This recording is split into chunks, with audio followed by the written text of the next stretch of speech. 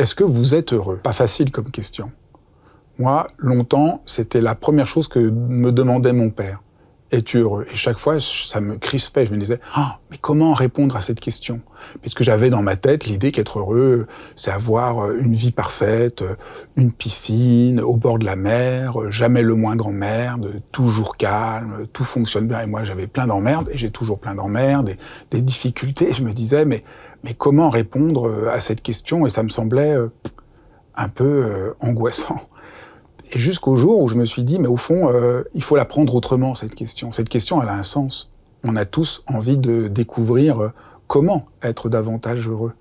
Mais il faut sortir du bonheur comme quelque chose de statique, immobile, une sorte de perfection auquel il faudrait tendre. Et donc, nous, on ne sent toujours pas à la hauteur de cet idéal grandiose et comprendre peut-être tout à fait autrement le sens du bonheur. Et je vais vous proposer dans cette vidéo, non pas des recettes, ça n'existe pas, mais 5 pistes de ce qui me semble constituer le sens profond du bonheur. Le point commun de ces 5 propositions, c'est qu'elles sont toutes surprenantes et très loin de ce que vous entendez habituellement par tous les conseils habituels sur le bonheur, qui confondent au fond le bonheur et juste un état de confort, de bien-être assez mièvre et sans ferveur. Ma première proposition, c'est être fidèle à soi-même. Être fidèle à soi-même, c'est déjà penser la question du bonheur dans la durée. On est heureux parce que, au cours des décisions qu'on a prises, on s'est rapproché de ce qu'on était vraiment, de ce qu'était notre aspiration. On pourrait dire on est fidèle à l'enfant qu'on a été, à ce désir qu'on avait quand on était enfant. Et c'est cette manière de ne pas s'être trahi, d'avoir essayé d'œuvrer au mieux de notre aspiration qui constitue le bonheur. Et c'est vraiment fondamental parce que si on comprend le bonheur comme ça, on est absolument délivré de l'idée, là, je traverse une difficulté, donc je ne suis pas heureux. Non. Est-ce que cette difficulté peut m'aider à m'approcher davantage de ce qui est important pour moi?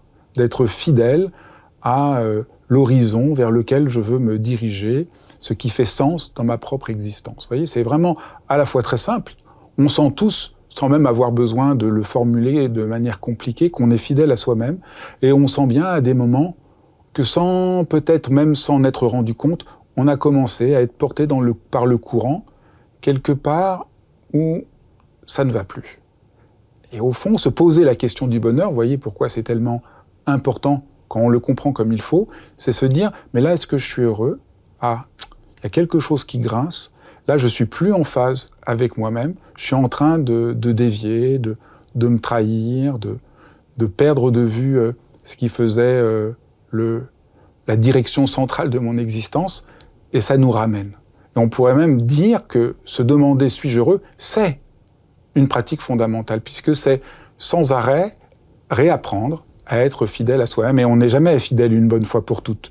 On a toujours, au fur et à mesure de la vie, à découvrir d'autres manières d'être fidèle à soi-même en se réinventant.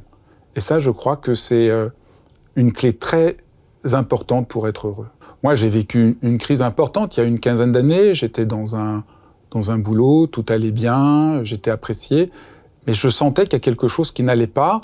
Ce que je faisais, j'avais le sentiment de pas vraiment être moi-même, et puis surtout les valeurs de la société entièrement orientées sur le profit, avec une forme de maltraitance des gens. Je me disais, mais si je reste là et que j'aide à promouvoir cette vision, il y a quelque chose qui me semblait ne pas fonctionner. Et donc, être fidèle à moi-même, ça a été de me dire, il faut que je change. Et ça n'a pas été facile, vous voyez, c'était une crise. Donc, au sens habituel, pendant cette crise, j'ai pas été du tout bien, mais au fond, j'ai été heureux parce que cette métamorphose, ce changement, m'a permis de me trouver et d'être là devant vous aujourd'hui. La deuxième proposition, c'est s'ouvrir au miracle de la vie avec gratitude. C'est quand même extraordinaire d'être vivant, de respirer, de pouvoir marcher, de pouvoir voir les couleurs, entendre. Mais souvent, on est pris par une sorte de tunnel, on a plein de choses à faire et on oublie ce miracle d'être vivant, ce miracle des saisons, de la lumière, et on finit par être pris par une forme de ressentiment, de plainte, de speed, et ça nous use. Et je crois qu'une manière d'apprendre à être heureux, c'est de juste prendre quelques secondes pour s'étonner à nouveau. S'étonner que nous soyons, s'étonner que le monde existe, et avoir de la gratitude. Se dire juste, waouh, c'est quand même incroyable. Tout ne va pas bien, j'ai trop de choses, j'ai ce problème, cette difficulté. Il y a quelque chose comme un miracle qui est là, du fait d'être présent au monde. On pourrait dire, si vous voulez, c'est juste être ouvert à la poésie de la vie. Il y a une poésie des choses très simple. Une poésie de manger juste une poire. Moi, j'ai mangé à midi une poire. C'est la première de l'automne que je mange. J'avais presque oublié le goût de la poire. Et j'étais juste à me dire, mais c'est quand même incroyable ce que c'est comme fruit, une poire. Et juste de s'étonner et de prendre le temps de s'étonner, je crois que c'est une manière très profonde d'être heureux parce que c'est entrer dans une dimension infinie. Juste la dimension infinie de goûter une chose, de voir une chose. C'est ça, je crois, la poésie qu'il nous faut apprendre tous les jours à apprécier. Peut-être vous vous dites, oulala, mais je n'y arrive plus. Et c'est tout à fait normal. On a perdu l'habitude et ça s'entraîne. Il faut nous entraîner. C'est vraiment un entraînement. Il faut nous entraîner à nous familiariser de nouveau avec le miracle de la vie. Nous familiariser avec le sentir. En fait, c'est très simple. Depuis qu'on est enfant, on nous coupe de notre sentir. Vous voyez, nos perceptions sont comme des antennes qui peuvent se déployer, mais on ne les cultive que très peu. On apprend à compter, à penser, à être rapide, mais on n'apprend pas tellement à sentir. Donc il faut s'entraîner. Il faut s'entraîner à s'ouvrir, à ouvrir nos antennes. Alors c'est facile, choisissez quelque chose que vous aimez, je sais pas, marcher, faire à manger, boire un verre de vin, et juste arrêtez-vous et essayez d'entrer dans la dimension tellement ouverte et ample d'une perception sensorielle aussi simple qu'une gorgée de vin ou une tasse de thé ou juste voir le ciel bleu. Ça a l'air de rien, mais ça peut beaucoup changer les choses. Ça peut même complètement les transformer. Ma troisième proposition, elle est toute simple, c'est aimer et être aimé. Vraiment juste l'expérience d'aimer et d'être aimé. En général, quand on parle d'amour, on en fait une sorte de vérité. J'aime pas, est-ce que j'aime? Je parle pas de ça, mais juste l'expérience de sentir qu'on aime quelqu'un, qu'on aime le monde, sentir qu'on est aimé. Juste quelqu'un vous dit bonjour, vous sentez qu'il y a de l'affection pour vous. Donc c'est vraiment, aujourd'hui il y a une sorte d'OPA sur l'amour et on n'emploie plus le terme que au sens de la passion amoureuse la plus intense, qui a bien sûr sa place, mais qui est juste une modalité parmi tant d'autres de vivre l'amour. Parce qu'on peut vivre une expérience d'amour avec un collègue de travail, on sent qu'on a de l'affection l'un pour l'autre, donc c'est une forme d'amour. Ou avec un ami avec lequel on a une relation sincère et profonde. Donc c'est vraiment important de voir que ce qui rend heureux, c'est ces moments où on est vraiment en relation et on se sent aimé et on aime.